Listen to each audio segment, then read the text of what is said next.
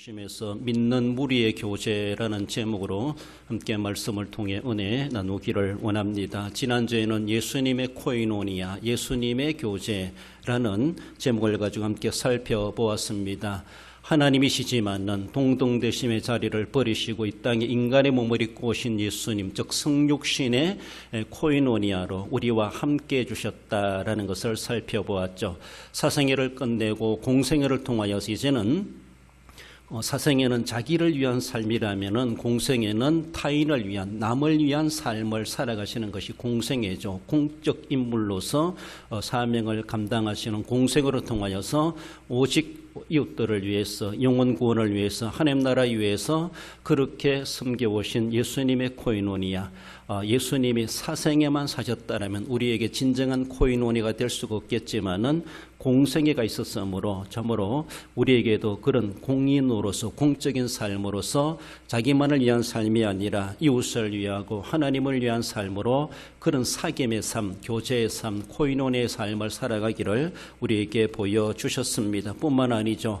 십자가로 받으신 사명을 완수해 가시는 주님의 그 사명, 그 십자가의 길을 우리에게 보여주셨습니다. 그 십자가로 말미암아 우리가 하나님과의 정말 원만하고 소통되어지는 죄의 담이 무너지고 하나님과의 코이노니아, 교제가 이루어질 수가 있었다라는 것이죠. 그러므로 교제한다고 하는 것은 서로 사귐이 있다, 즉 코이노니아라고 한다는 것은 서로가 허물도 무너지고 다 껄끄러움과 서로의 서운함도 다 무너지고 화평하고 화목하고 서로가 아름다운 관계를 맺어가는 것을 보여주고 있습니다. 우리가 하나님과의 관계가 그렇게 죄의 담이 무너짐으로 해결되었다면 이제 우리는 이웃과의 관계 속에서도 그런 코이노니아가 이루어지는 것이 지극히 당연하고 은혜 받은 자의 실제적인 삶이 되어야 된다는 것을 보여줍니다.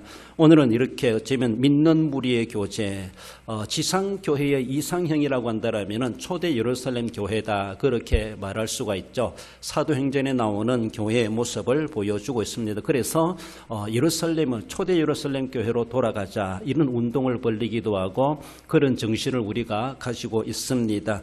초대 예루살렘 교회가 어땠던가라는 것, 2000년 전의 모습이지만 그것이 오늘에까지도 우리에게 하나의 이상적인 교회 모델로 제시되고 있음을 우리는 인정할 수가 있습니다. 그때의 성도들, 그때 초대 예루살렘 교회의 성도들 어떤 교제를 나누었던가. 그래서 믿는 무리, 이 믿는 무리란 말이 구속함을 받은 예수님을 믿는 성도들을 가리킵니다.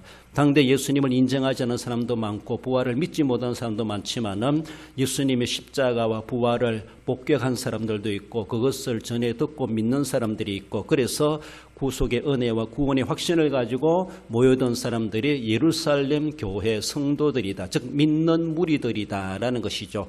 거기에 많은 신분이 달랐고 또 어쩌면은 남녀노소 또 그들의 출신이 다 각양각색이었지만은 모두를 가리켜서 믿는 무리다, 그렇게 통칭하게 되죠.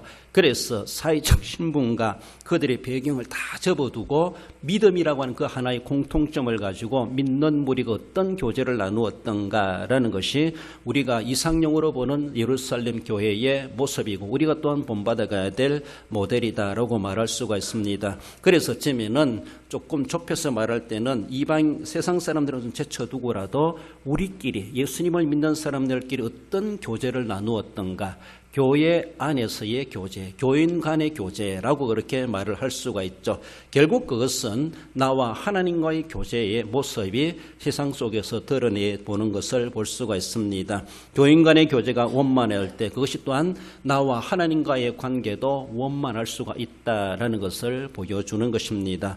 본문으로 돌아와서 믿는 무리의 교제란 제해 주시는 말씀, 먼저는 그들은 한마음 기도로 교제했다라는 것을 보여줍니다. 31절에 빌기를 다음에 모인 곳이 진동하더니 무리가 다 성령이 충만하여 담대히 하나님의 말씀을 전하니라고 말씀하십니다. 그들은 기도의 모임을 가졌습니다. 이미 그 읽지 않았지만 24절에서도 그들이 듣고 한 마음으로 하나님께 소리를 높여 이르되, 여기서 한 마음이란 말은 호모디마돈이라는 그런 헬라 단어인데 마음을 같이 한다, 일심이다. 어쩌면은 어떤 모임이나 집회에서 통일성을 가진다. 우리 어떤 회의할 때도 만장일치다 이렇게 말하는 것처럼 어느 누구도 거기에 제외되지 않고 반대하는 사람 없고 만장일치다 이렇게 말하는 것처럼 한마음이라 한마음. 그렇습니다. 초대 예루살렘 교회 성도들은 당대에 많은 핍박과 고난과 어쩌면은 투옥되어지고 더 나아가서는 죽임을 당하는 것이 현실이었습니다. 그런 살벌한 그런 사회 속에서 그들은 그런 소식을 들었을 때 그들은 모여 기도하는 것이 하나의 훈련되었다는 것이죠. 그래서 기도할 수밖에 없다. 우리는 기도하자. 가서 몸으로 싸울 수도 없고 싸운다 할지라도 그런 권세자들과 싸워 이길 수도 없는 것이고 어쩌면은 그래서라도 그들은 모여서 기도함으로 하나님의 도우심을 하나님이 해결해 주시기를 그들은 간구하는 그런 모습들. 그래서 한 마음으로 하나님께 소리 높여 이르되 그러면서 오늘 본문의 31절에 빌기를 다하며 모인 곳이 진동하더니 그들의 기도가 하나님께 상달되었고 성령이 임재하시면서 하나님이 응답해 주시는 그런 모습으로 성령이 충만하여 담대히 하나님의 말씀을 전하니라. 복음을 전하지 말라라고 위협하고 그렇게 협박하는 그런 가운데서도 그들은 용기를 얻게 됐던 것을 보여주고 있습니다. 어쩌면 당대 우리 기독교라고 하는 것은 이제 신흥 종교죠. 사회적으로 보면은 유대교에서 바라볼 때 이단이라 말할 수가 있고 잘못된 교리를 전한다라고 해서 그들은 종교적인 그런 정죄를 행하면서 예수님을 죽이려고 했던 것처럼 그 예수님을 따르는 그 제자들과 성도들도 죽이는 것에 대해서 그들은 그런 권세를 가지고 있었습니다. 종교적이지만은 정치와 결탁해가지고 그만한 권세를 부리면서 진짜 실제적으로 믿는 사람들을 핍박하고 협박하고 죽이고 옥에 가두는 일들을 서슴지 않는 그런 살벌한 당대 사회였다라는 것이죠. 그런 가운데 태동한 것이 초대 예루살렘 교회였습니다. 오늘날처럼 우리가 아주 자유롭게 가고 싶으면 가고 안 가고 싶으면 안 가고 드리고 싶으면 드리고 안 드리고 싶으면 안 드리고 뭐 그런 것도 아니라는 것입니다. 그들은 늘 하나님 앞에 모이기를 힘썼고 기도하기를 힘썼고 예배하기를 힘썼고 복음 전하기를 힘썼고 오늘날처럼 그렇게 힘쓰면 되는 그런 시대가 아니라는 것이죠. 모인다는 그 자체가 불법 집회와 같이 보여지게 되고 그들이 모여서 뭔가 한다는 그 자체가 그들의 표적의 대상이 될 수밖에 없는 그런 살벌한 시대였습니다. 그럼에도 불구하고 그들은 한 마음으로 하나님께 모여서 소리 높여 기도했다 그렇게 말합니다. 거기에 또한 성령이 임재하시고 성령의 충만함을 받게 되었다라고 하는 것을 말씀하는데 아무튼 초대교회 성도들은 한 마음으로 기도하는 교제가 있었다라는 겁니다. 여러분들 당대 기독교가 핍박을 했던 그 주동자들은 사회 사람들이라기보다 같은 하나님을 믿는 사람들입니다. 교로 보면 유대교라고 말할 수가 있죠. 유대교 그들은 권세를 가지고 있는 자들이기 때문에 예수님을 십자가에 처형하는데 그들이 장본인들이고 주동자들이고 뿐만 아니라 초대 예루살렘 교회가 태동했을 때도 교회를 핍박하는 주동적인 역할을 했던 사람들이 종교인들입니다. 어쩌면 같은 하나님을 섬기는 사람들입니다. 그들은 계시에 대해서 무지한 자들이죠. 하나님의 계시가 어떻게 흘러와 있고 어떻게 성취되고 있는가를 그들은 알지를 못합니다. 무지한 자들입니다. 무지의 소치로서 도리어 하나님의 사람들을 해치는 이런 일들까지도 벌여가는 것이죠. 아는 것이 힘이라고 하는데 어쩌면 아는 것이 믿음이다라고도 말할 수가 있습니다. 모르니까 불신적인 행동을 하고 불신자들도 행하지 않는 그런 일들을 저질러가고 믿는다는 그 믿음의 배경 가지고 도리어 하나님을 대적하는 일들을 벌여가는 것이 얼마나 무서운 일인지 모릅니다. 세상 사람들도 하지 않는 교회 다니는 사람들이 짓는 죄가 있다 이렇게 말할 수 있어요. 그렇잖아요? 우리는 정말로 하나님의 놀라운 은혜를 입어 살아가며 한 하나님을 섬기며 살아가면서도 세상 사람들이 짓지 않는 교회 안에서 짓는 죄들이 얼마나 많을까. 믿는다는 그것을 앞세워가면서 하나님이 원치 않는 도리어 하나님을 진노케 하는 일들은 우리는 벌여가고 있는 것은 아닌가 우리는 생각해 봐야 돼요. 예수님을 믿음으로 내 인생이 변화되고 새로워지고 그렇게 뭔가 많이 발전되어지는 은혜 받고 복을 받은 것도 많지만은 잘못 생각해 보면은 잘못 나가게 되면은 이단도 되고 사이비가 되고 하나님을 대적하는 적그리스도도 될 수가 있습니다. 하나님의 원수도 될 수가 있다는 것이죠. 이단들은 다 어쩌면 교회에서 나온 사람들이라고 말할 수 있어요. 전혀 하나님에 대해서 모르는 사람들이 아닙니다. 성경을 잘한다고 하는 사람들이 그런 짓을 하는 것이죠. 잘못 믿고 잘못 아니까 당대 유대교 사람들이 주동자들은 그들은 하나님의 계시가 어떻게 이루어져 가고 메시아를 보내주시겠다. 메시아가 오셔서 어떤 일을 하셨는가. 예수님의 메시아임에도 불구하고 그들은 인정하지 않고 그들을 핍박했습니다. 결국은 그로 세우신 예루살렘 교회도 핍박을 받는 이런 혼란한 가운데 있는 것, 어쩌면 로마의 어떤 정치적인 건세가 교회를 핍박했다기보다 도리어 종교인들을 중심으로 인해서 그들이 도리어 정치인들을 끌어들여 가지고 교회를 핍박하게 만드는 이런 일들을 저질러 갔던 것, 대먹지 못한 일들이 얼마나 많은지 몰라요. 이런 죄들은 이 세상에 끊임없이 일어나고 있고 불신으로 죄를 짓는다기보다 믿음 안에서 짓는 죄들이 얼마나 많은가, 그것이 정말 하나님 앞에 인정받을 믿음인가 우리는 생각해 봐야 되고, 어쩌면 교회 안에서 신앙생활하면서 과연 우리는 세상 사람들도 짓지 않는 죄를 나는 짓고 있는 것은 아닌가를 우리는 생각해 보며 그런 죄 지으려고 교회 들어온 것은 아니다라는 것을 우리는 생각할 수 있어야 됩니다. 이런 일들을 당하면서 초대교회 성도들은 그들은 기도 모임을 가졌다라는 것이죠. 기도함으로 그들은 성령의 충만함을 받았고, 성령의 충만함을 받으니까 두려움이 사라졌습니다. 용기가 생겨났습니다. 용기가 생겨났으니까 그들은 담대하게 행동으로 보여줄 수가 있었다라는 것이죠. 짝이 맞죠. 기도가 있었고 성령의 충만함이 있었고 두려움이 사라지는 용기가 있었습니다. 용기가 있으니까 그들은 담대히 말씀을 전하니라. 하나님의 말씀을 담대히 전했다는 것이죠. 그렇습니다. 기도가 있고 성령 충만이 있고 용기가 생겨났고, 이것은 하나의 짝을 이루는 것이죠. 기도의 모임이 있었을 때 그에게 성령의 충만함이 임했습니다. 성령의 충만함이 있으니까 세상 두려울 것이 없습니다. 용기가 생겨납니다. 그렇습니다. 고난도 핍박도 죽음도 두렵지 않습니다. 그러면서 담대히 성령의 인도하심을 따라서 하나님의 말씀을 전하니라 라고 말하는 이런 놀라운 역사를 이루어냈던 것이 바로 초대 예루살렘 교회라는 것이죠. 그들의 한마음의 기도로부터 고난도 핍박도 극복해내고 교회적 사명도 외적으로도 신실하게 감당해냈던 기도의 교제라는 것이 이렇게 힘이 있다는 것을 말씀하죠.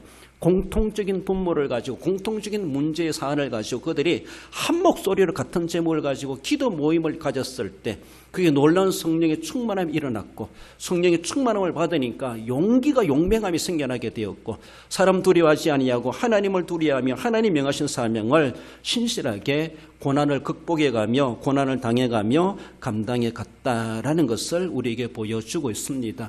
기도하는 자를 우리는 이겨낼 수가 없다, 이렇게 말할 수가 있죠. 전에도 말씀드린 바가 있는데, 어떤 형제가 어떤 자매를 짝사랑하면서 도저히 안 먹힌다는 거예요. 그러면서 자기는 기도한대요.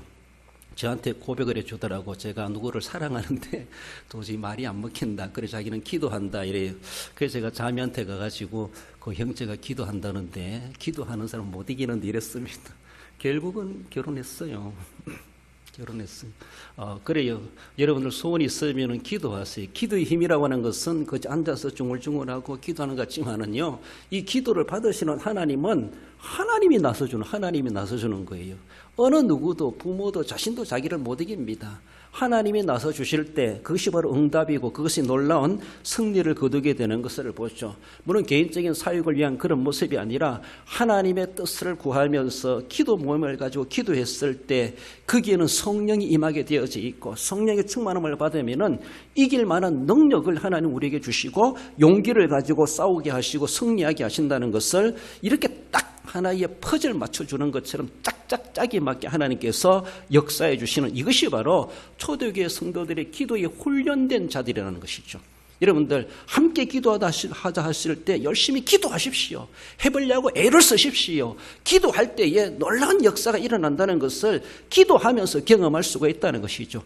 기도 안 하는 사람은 성령의 충만이 무엇인지, 용기가 무엇인지, 그러니까 사람 눈치 보고 세상 눈치 보고 정치 눈치 보고 세상의 법이 그러니 이렇고 자기 형편사정 앞세워가고 아무런 용기도 없고 힘 하나도 없는 무기력한 인생을 살아갈 수밖에 없고, 인간으로서 성도로서의 사명 감당은 고사하고 아무것도 못할 수가 있다는 것을 볼 수가 있습니다. 그러나 그 모든 용기와 힘과 사명 감당은 기도에서부터 시작된다. 서로가 기도의 제목을 나누고 기도의 동력자가 되어지고 기도의 특공대가 되어야 되고, 어떤 문제가 있을 때 한번 기도해 주십시다, 기도하십시다라고 하면은 기도 모임이 결성이 돼야 되고 막 그렇죠.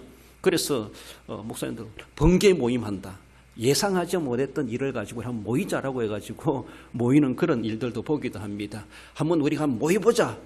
생각지도 못하고 예고도 못한 일들이 있어가지고 그 일을 위해서 마음을 나누기 위해서 번개 모임을 한다 이렇게 말하죠.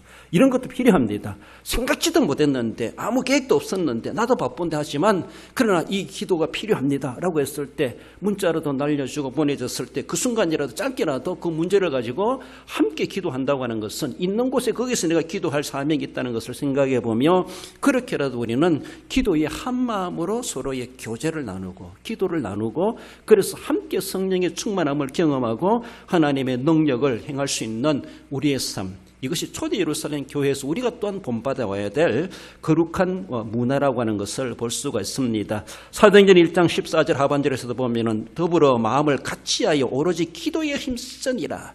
그렇게 기도에 힘썼을 때 그들은 정말로 성령의 충만함을 받고 오순절 성령 강림을 경험했던 것을 볼 수가 있죠. 기도한다는 것은 하나님을 신뢰한다는 겁니다. 하나님을 의지한다는 겁니다. 하나님의 전능하심을 믿는다는 겁니다. 내 신앙의 표현입니다. 기도하지 않는 사람은 하나님은 아무 힘이 없는 분이야 이렇게 고백하는 거랑 똑같아요. 그런 기도하는 그 자체 행위가 하나님의 전능하심, 하나님의 위대하심, 하나님 모든 것을 해주실 수 있다, 이것을 신뢰하고 믿기 때문에 기도한다는 것이죠. 그래 내 기도하는 그 시간, 기도하는 그 자체가 하나님에 대한 신앙의 고백입니다. 고백적인 행위입니다. 그러므로 열심히 합심해서 기도하고 개인의 기도하고 기도 시간을 가지고 또 길을 가면서도 운전을 하면서도 일을 하면서도 마음으로도 굳이 눈 감지 않는다 할지라도 하나님 앞에 중얼중얼 기도할 수 있다고 하는 것, 소리 내든 소리 안 내든 늘 기도의 삶, 기도의 제목을 나누고 기도의 한 마음을 가지고 성도의 교제를 나누는 것. 교회도 어쩌면 교회에 공통적인 문제가 있고 공통으로 감당해야 될 행사들이 있고 공동적인 기도 제목을 나누었을 때에 거기서 함께 기도해야 되죠. 그저 주부에 기록해놓은 그 위에서 공간 채우기 위해서 기록해놓은 것이 아니고 할 말 없어가지고 그런 기도해달라 말하는 것이 결코 아니라는 것이죠. 적어나마 공동으로 해야 될 것은 그에 대한 책임의식을 가지고 함께 마음을 같이 하여서 기도했을 때 그게 놀라운 역사가 일어나는 기도의 교제, 성도 간의 교제, 우리끼리가 할 수 있는 교제의 매개체라는 것을 말씀합니다. 나가서 초대교회 성도들의 교제는 서로 형제를 사랑함의 교제가 있음을 보여줍니다. 32절에 믿는 무리가 한 마음과 한 뜻이 되어 모든 물건을 서로 통용하고 자기 재물을 조금이라도 자기 것이라 하는 이가 하나도 없더라. 형제란 말이 이제 신약 성경에 종종 드러나는 것을 보는데 아델포스란 헬라를 사용하고 있습니다. 이것은 좀 단어를 풀이하면은 같은 태에서 태어난 사람들이다 이런 말입니다. 그래서 연합을 뜻하는 아란 말과 자궁을 뜻하는 델퍼히스란 이 단어가 합성된 거예요. 그래서 같은 자궁 속에 있었던 사람이다. 같은 태에서 태어난 사람이다. 이런 말입니다. 그래서 그것을 가리켜서 형제, 그래서 남녀 모두를 좀 넓게 보면 남녀 모두가 다 형제 아델포스입니다.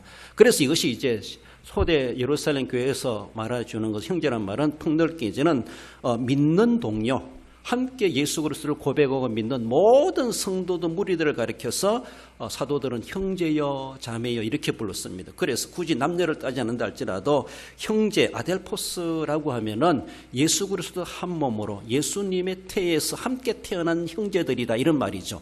같은 태의 출신을 가지고 있는 사람들이다 이런 의미죠. 그렇습니다. 우리가 바로 예수 그리스도의 유일한 피, 예수 그리스도의 구속의 피로 똑같은 피로 구속함을 받은 사람이 되었습니다. 그럼 우리는 혈통적인 형제 이상으로 예수님의 피로 거듭난 하나님의 자녀가 되었기 때문에 우리 같은 형제의 우애가 더 어디 있겠습니까? 형제 관계가 그렇지 않습니까? 혈육보다도 더 진한 관계가 바로 그리스도로 말미암아 신앙적으로 맺어진 형제 관계다라는 것이죠. 그래서 그 형제 관계가 서로 사랑한다고 하는 것은 지극히 당연한 것이고 사랑하냐 안 하냐 물어볼 것도 없고 사랑해야 된다 안 해야 된다 이렇게 말할 것도 아니라는 것이죠. 지극히 당연한 모습이죠. 그렇지 않습니까? 부부간에 사랑합니까? 물을 것도 없어요. 부자지간에 사랑합니까? 물을 것도 없어요. 형제간에 사랑합니까? 물을 것도 없어요. 요새는 사랑 안 하는 일들이 많이 있다 보니까 확인하려고 하고 물어보려고 하고 그것 때문에 또 문제가 생겨나는 것을 보기도 하죠. 당연히 당연한 것임에도 불구하고 엄마가 더 좋냐 아빠가 더 좋냐 물어볼 것도 없어요. 엄마도 좋고 아빠도 좋은 거예요. 그렇잖아요. 굳이 사람들은 그걸 가지고 나눠가지고 사랑하나 안 하냐 누가 더 좋니 이렇게 줄을 세우려고 하는 이것들이 인간들의 그런 간사한 모습들이 아니고 도리어 가정 불화 만드는 일은 아닌가 그런 생각을 해봅니다. 서로가 형제간에 사랑하는 것은 지극히 당연한 거예요. 사랑하지 않는 것이 이상한 거예요. 그래서 다른 형제, 다른 사람인가? 형제가 아닌가? 이렇게 의심하게 되죠. 로마서 12장 10절에서도 형제를 사랑하며 서로 우애하고 존경하기를 서로 먼저 하며 라고 말하고 있습니다. 믿는 무리, 형제는 믿는 무리죠. 이 믿는 무리들이 주님 안에서 형제 자매된 관계 속에서 서로 위하고 우애하는 것은 지극히 당연한 모습인데 그런 일들이 어찌 없고 교회 안에 분쟁이 생겨나고 이러다 보니까 사도들은 계속해서 그것을 강조해 주는 것이죠. 있을 수가 없는 일인데 어쩌면은 불화들이 생겨나고 다툼이 생겨나고 시기와 질투 일들이 생겨나다 보니까 형제를 사랑하며 서로 우애하고 존경하기를 먼저 해라. 당연한 것임에도 그렇게 하지 못하니까 하나의 겉면적으로 책망적으로 주시는 말씀이기도 하죠. 여러분들 남을 시기하고 질투하고 미워하는 것은요 마귀 짓입니다. 그건 마귀가 좋아하는 거예요. 이건 그리스도로 구속함을 받은 성도들에게 발견돼서는 절대로 안 될 암적 존재입니다. 이거는 예수 그리스도로 안에서 믿는 사람들에게 있어야 될 것은 결코 아니라는 것이 이거는 암적 존재예요. 교회를 시끄럽게 만들고 믿는 사람들을 병들게 만드는 영적인 병들게 만드는 시기와 질투와 미워하는 것 이런 것들은 마귀 성분이에요. 마귀 DNA라고 볼 수가 있어요. 마귀가 좋아하는 것이고 마귀가 조장하는 겁니다. 남을 욕하고 저주하는 것 그렇습니다. 그러니까 거기에서 다툼이 일어나고 분쟁이 일어나고 분립이 생겨나게 되고 서로가 적대관계가 이루어지는 것 있을 수가 없는 것이죠. 그렇습니다. 혈육적인 형제관계에도 형제 우애해야 되는데 예수 그리스도로 말미암아 한 태에서 태어난 하나님의 자녀된 우리들이 형제라고 말하는데 아델포스라고 말하는데 우리들끼리 뭔가 분쟁과 시기와 문제가 생겨난다는 것은 그것을 내려다보시는 하나님 아버지의 마음이 찢어질 것입니다. 내가 독생자를 죽기까지 내어주면서 저들을 하나님의 자녀로 삼으시고 형제로 삼아주셨는데 형제 불화가 생겨난다. 얼마나 하나님의 마음이 괴로우시겠습니까? 그렇습니다. 우리가 원처는 그런 세상 사람들이 짓지 않는 죄들을 교회 안에서 짓는 죄들이 얼마나 많은가 우리는 생각해 볼 때 하나님 앞에 우리는 회개할 내용들이 세상 사람들보다도 더 많지 않겠는가 그런 생각을 해봅니다. 우리가 하나님을 사랑하는 나머지 이웃 간의 성도 간의 믿는 무리의 코이노니아가 있어져야 되는 것은 지극히 당연하다라는 것이죠. 서로 간에 믿는 무리끼리 사랑하는 것은 지극히 당연한데 이것이 이제 조금 더 발전하면은 이웃까지도 폭넓게 우리의 사랑의 대상으로 삼고 이웃을 자기 몸과 같이 자신같이 사랑해야 되는 것도 또한 주님이 우리에게 주신 사랑의 계명 중에 하나이다라는 것입니다. 그렇습니다. 누가복음 10장에 보면 강도 만난 자를 도왔던 사마리아 사람의 이야기가 나오죠. 누가 강도 만난 자 이웃이겠느냐 이르되 자비를 베푼 자니이다. 가서 너도 이와 같이 하라 하시니라. 강도 만난 자, 제사장도 지나가고 레인도 지나가지만은 이방인으로 손가락질 취급받는 사마리아 사람은 머물러 써가지고 강도 만나 급한 죽어가는 사람을 치료해주고 살려주는 그런 선행을 베풀지 않습니까? 이것이 바로 이웃이라는 것이죠. 이웃. 그저 보고 지나가는 것이 이웃이 아니라는 것이죠. 그저 알고만 지나가면 아프겠다, 힘들겠다, 죽어가겠다 알고만 지나가면 안 된다는 것이죠. 그렇습니다. 실제적으로 와서 기도한 사람은 성령 충만함이 있게 되고 성령 충만하면 가서 용기가 생겨납니다. 해주고 싶은 용기가 생겨나죠. 적극적입니다. 나도 위험한데, 나도 어쩔 수 없는데, 나도 당할 수 있는데 라고 하면 자기 몸살이지 않는다는 것이죠. 그러니까 담대함이 생겨나서 행동으로 나타나는 것이 실제적으로 기도하는 사람, 영성 있는 사람, 성도의 삶의 모습에서 드러나는 것이죠. 야고보 사도가 말해주는 것처럼 행함이 없다라면은 그것이 무슨 믿음이냐라고 말씀하시는 것처럼 예수님도 그렇습니다. 누가 진짜 이웃이냐? 자비를 베푼 자니이다. 그래, 맞다는 것이죠. 잘 알고 있다는 것이죠. 그러니까 알고만 있지 말고 가서 너도 이와 같이 하라. 형제를 사랑하고 하나님을 사랑한다라면은 이런 이웃까지도 나와 전혀 상관없고 도리어 내 돈만 들어가고 내 수고만 들어가고 내 시간만 투자할 수밖에 없는 내게 아무런 유익도 안 되는 그런 대상 그 사람에게 무슨 보상받고 보답받을 기회도 없을 그런 모습이지만은 생판 알지도 못하는 사람이지만은 어려운 사람은 도와야 될 대상이라는 것이죠.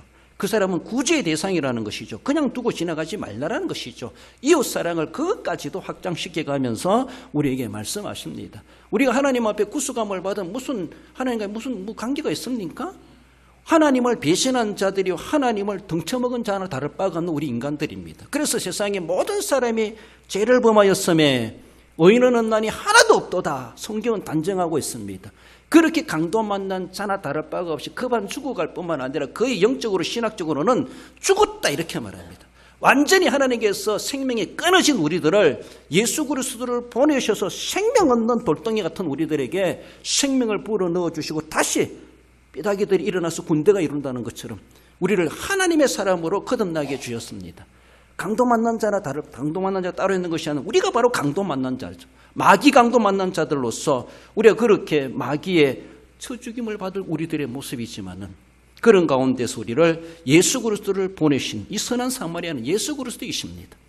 예수 그리스도께서 우리를 보시고 우리를 거기에서 살려내시는 것이죠. 우리가 그렇게 구원함을 받은 그 은혜를 입었다라면은 너도 선한 사마리아처럼 행해라.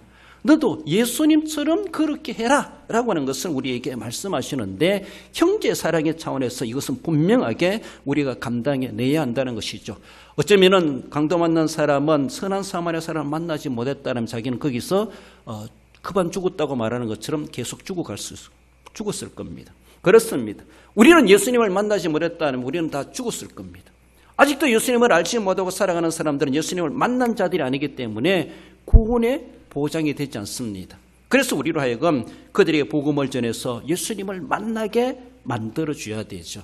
예수님을 만난 사람은 강도 만난 사람이 선한 사마리아를 사람을 만난 것처럼 살아나게 되어져 있다는 것이죠.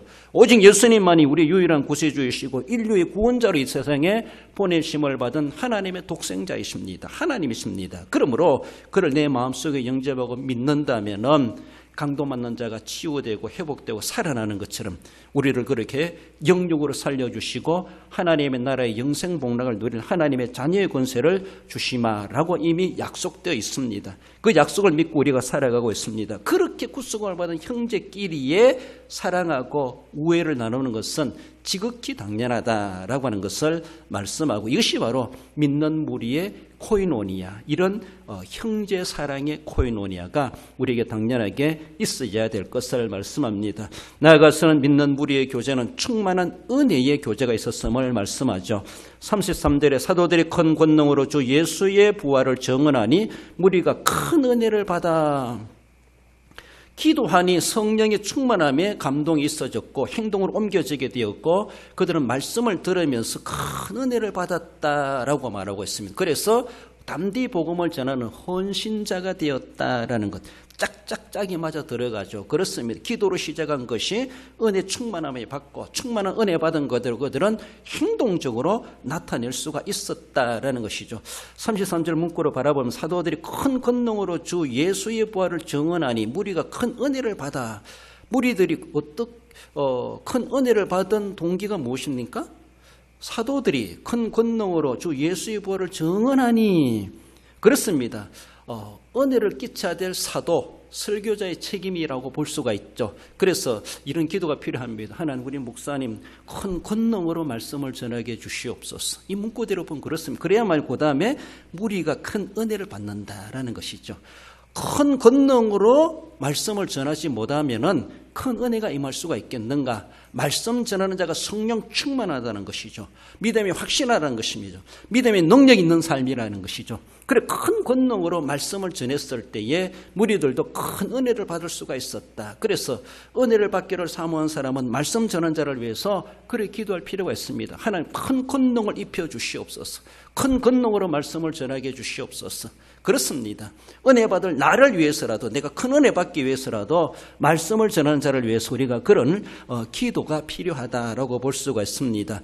권능으로, 이 권능이라고 하는 디나미스란 말인데 이미 권능, 능력, 힘, 세력, 그런 것이죠. 다르게 보면 성령 충만입니다. 이 디나미스가 영어에 와서는 다이나마이트 이렇게 되고 있는데 그만큼 파괴력이 있고 힘이 있다는 것입니다. 권능, 그렇습니다. 사도행전 1장 8절에서도 오직 성령이 너에게 임하시면 너희가 권능을 받고 성령 충만함을 받아야 된다는 거는 성령 충만함이 바로 권능입니다. 성령이 임하셔서 우리가 예수님을 구세주로 시인하고 영접하여 믿음이 시작되었습니다. 그것을 끝내면 안 된다는 것이죠. 예수님을 믿기 시작했다 끝내면 안 된다는 것이죠. 그저 초신자로만 머물러 있지 말고 성령 충만함을 받으라. 그래서 권능을 받고 이렇게 말합니다. 그래서 성령이 충만해졌을 때 권능이 있다 이렇게 말합니다. 성령이 간들간들하면 권능이 있다 말할 수 없습니다. 아무 힘 못 씁니다. 그러면 힘 써도 힘이 다 바닥 나가지고 더 이상 오래 가지 못합니다. 그래 권능이 있다고 하는 것은 충전되었다는 것이죠. 만땅되었다는 것이죠. 힘이 있다는 것이죠. 오래 갈 수 있다는 것이죠. 계속해서 공급된다는 것이죠. 그래서 무엇이든지 두려워하지 아니하고 능력 있게 행동할 수 있다고 하는 것을 보여줍니다. 충만한 은혜 받은 성도들의 교제가 얼마나 아름다웠던가라는 것을 보여주고 있습니다. 그들은 자기들이 가지고 있는 소유라든가 물질이라든가 어쩌면 땅 전답이라 할지라도 자기 것으로 소유 생각하지 아니하고 그걸 팔아가지고 하나님 앞에 바침으로 인하여서 가난한 사람이 없더라라고 말하는 것처럼 물질까지도 나누어지는, 그래서 초대교회 성도들의 믿는 무리의 교제라고 하는 것은 기도의 교제뿐만 아니라 서로의 사랑하는 교제뿐만 아니라 그 사랑이 성령의 충만함으로 이루어지는 동기가 있기 때문에 그들은 그저 말로만이 이론적으로만이 아는 것으로는 끝나지 아니하고 나가서 담대히 복음을 전했다고 말하는 것처럼 그들이 가지고 있는 자신의 소유물까지도 다 털어가지고 그것을 행동으로 교제를 나눴다는 것이죠. 그래서 많이 가진 사람, 적게 가진 사람은 교제가 정말 뭔가 격이 다르지 않습니까? 그러니까 가난한 사람들은 부자들의 텀방울에 들어갈 수가 없어요. 못 들어갑니다. 그렇잖아요? 괜히 기죽는 거예요. 그러니까 그런 모습에서 있는지 없는지 구분되지 않도록 하기 위해서라도 서로가 있는 사람들은 사회적인 책임을 가지고라도 없는 사람들을 나눠주기 위해서 자기들이 직접 나눠주기보다는 사도들에게 발 앞에 갖다 놓고 사도들이 주님의 이름으로 이웃들을 구제하고 내가 한 것이 아니라 하나님이 주시는 것으로 그들도 받는 것이죠. 그렇습니다. 내가 직접 가서 형제를 주는 것이 아니라 교회로 내가지고 교회에서 그들에게 아주 공평하게 또 올바르게 시행되게 했던 그런 방법을 보여주고 있습니다. 아무튼 성령의 충만함을 입은 그들은 자신들의 행동으로 나타냈다는 것이죠. 그저 영어로만 충만한 은혜 받은 성도가 아니라 그것이 실제적인 삶에서 큰 은혜는 마음이나 이론이나 추상에만 머물러 있는 것이 아니라 적용하고 행동하고 삶으로 생활로 그들이 이미 드러나고 있다는 것이죠. 실제로 드러났다는 것이죠. 34절 35절에 보면 그 중에 가난한 사람이 없으니 이는 밭과 집 있는 자는 팔아 사도들 앞에 두었을 때 그들이 각 사람의 필요를 따라 나누어 줌이라 그렇게 말하고 있습니다. 그렇습니다. 나도 하나님께 받았으니 내가 나도 줘야지. 그렇습니다. 나도 받을 때는 받았습니다. 이제는 내가 하나님께도 드리고 이웃에게도 드리고 give and take가 있다는 것이죠. 주고 받고가 서로가 교제가 이루어지는 것이죠. 물질적인 교제. 물질까지도 교제의 매개체로 삼고 서로가 주고 받고 하는 코이노니아가 물질적인 것까지도 동원되었다. 그렇게 보고 있습니다. 우리가 가지고 있는 물질 때문에 도리어 진정한 코이노니아가 되지 못하는 것이 있기도 합니다. 그렇지 않습니까? 우리는 소유욕이 있다 보니까 욕심이 있다 보니까 또 물질 없이 세상에 살아갈 수 없다 보니까 물질의 소유에 아주 애착심을 가지고 있는 것은 이상한 것은 아닙니다. 그래 그것이 어쩌면 과하다 보니까 너무 세상 말로 구두쇠라 말할 수가 있고 하나님께도 인색할 수밖에 없고 하나님께도 어쩌면은 거짓으로 행동할 수 있는 우리의 모습이 될 수 있는 우리를 제약에 빠지게 되는 독이 악의 뿌리가 될 수도 있다는 것이 물질이 돈의 악의 뿌리가 될 수 있다는 것이죠. 일만악의 뿌리가 될 수가 있다는 것이죠. 그 유혹에 넘어가지 말아야 되는데 그 유혹을 뿌리치는 것이 바로 초대 예루살렘 교회 성도들입니다. 그래서 물질에 완전히 거기서 초월하는 삶을 살아가면서 각 사람에게 필요를 나눠줄 만큼 사도들의 발 앞에 가져왔고 사도들은 예수님의 이름으로 이웃들에게 그렇게 나눠줌으로 물질까지도 함께 공생해가는 그런 아름다운 모습을 보여줍니다. 마태복음 19장 21절에 예수님께 영생의 문제를 찾아왔던 청년에게 예수님이 결론적으로 말씀해 주는 것은 내가 온전하고자 할진대 내 소유를 팔아 가난한 자들에게 주라. 그렇습니다. 내가 정말로 온전하고자 한다라면은, 내가 진짜 구수감을 받은 하나님의 성도라면은 너 가진 물질 때문에 안 된다. 거기에서 너는 자유해야 된다. 거기에 그 물질을 초월할 수 있어야 된다. 그렇습니다. 가서 굶어 죽으라 이래 말하는 것이 아닙니다. 결단코 하나님 그렇게 육신적으로도 물질적으로도 궁핍하게 하신 하나님이 아니시라는 것이죠. 내 소유를 팔아 가난한 자들에게 주라. 그리하면 너는 그렇게 될 것이다 라는 약속을 주셨지만은 참 물질에 극복하지 못한 그 불쌍한 청년을 우리는 보기도 합니다. 그렇습니다. 믿는 무리의 교제가 어땠던가 라고 하는 것을 보여주고 있는데, 과연 나는 얼마나 코인원이 있는가. 여러분들, 할렐루야는 찬송으로 하나님과의 교제를 이루어내고 하나님의 영광을 드러낸다라면은 이 코이노니아라고 하는 것은 실제적으로 찬송만큼이나 하나님의 기쁨을 드러내는 일이라는 것이죠. 너 나를 위해서 나에게 할렐루야를 노래할 줄 아냐? 그러나 너는 삶에서는 너는 코이노니아가 있어야 된다. 너의 삶의 코이노니아 찬양을 나는 보고 싶다. 그걸 눈으로 귀로 듣는 것이 아니라 하나님의 눈으로 보는 것이죠. 할렐루야는 하나님의 귀로 들으신다라면 하나님의 눈으로 하나님의 찬송 받으시는 것은 성도들의 코이노니아, 교제의 삶을 통해서 할렐루야만큼은 하나님은 소중하게 계신다는 것을 우리는 생각할 수 있어야 됩니다. 말씀을 맺습니다. 우리 성도 여러분, 초대교회 성도, 그 교회가 우리가 참 모델로 삼아야 될 예루살렘 교회이기도 한데, 과연 그 당대 주역으로 일을 했던 믿는 무리의 교제가 어땠던가. 그들은 한 마음으로 기도로 나누는 코이노니였다라는 것이죠.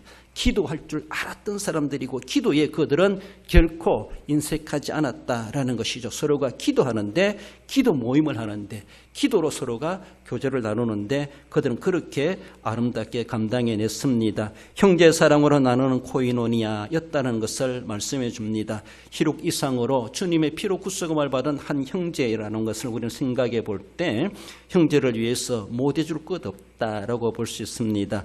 말씀으로 은혜 받아 나누는 코이노니아였습니다. 늘 그들에게는 말씀을 선포하는 사도들도 있었지만 그 말씀을 받아 큰 은혜를 받고 은혜 받은 대로 그들은 행동으로 나타낼 수가 있었다는 늘 말씀을 사모하고 갈망하는 우리의 모습이 필요합니다.